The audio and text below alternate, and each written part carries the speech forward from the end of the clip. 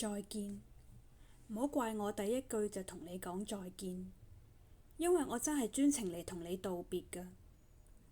你知道我係邊個㗎？不過你唔記得咗啫嘛。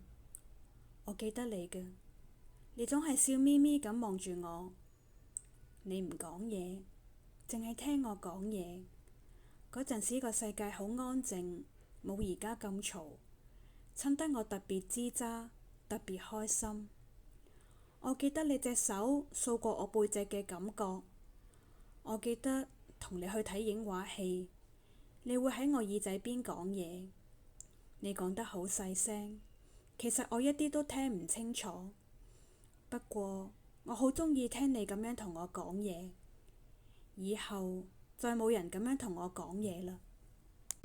我記得你好鍾意睇日落，睇完日落就去聽音樂會。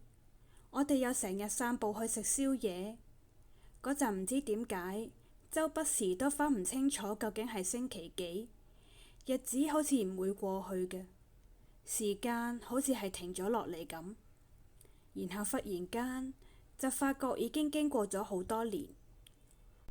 我記得好痛，因為你話畀我知你要走啦，我再冇睇過日落，亦都再冇同人去食宵夜。原來難過嘅日子一樣唔會過去，然後一眨眼，至發覺已經過咗好多年。我記得你同我去過嘅每一個地方，我唔會再去啦。嗰啲茶座、舞廳同花園，而家係點，我唔知啦。嗰啲地方，通通留喺我心裏面。不過我知道你唔記得㗎啦。唔緊要，我一個人記住就得啦。我唔會講我老啦，我只係會講我喺度太耐啦。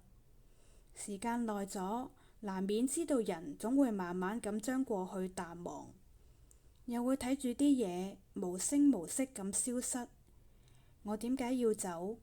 怪我自己咯。我先兩日唔知諗緊乜嘢，無端端走咗去睇日落。個日落就同我記得陪住你睇嗰個樣一樣。不過就算我點樣裝出若無其事，我都冇辦法唔承認我失去嘅實在太多。我要走啦。如果你記得返我係邊個，我知道你一定會好唔捨得我，仲會好掛住我㗎。再見。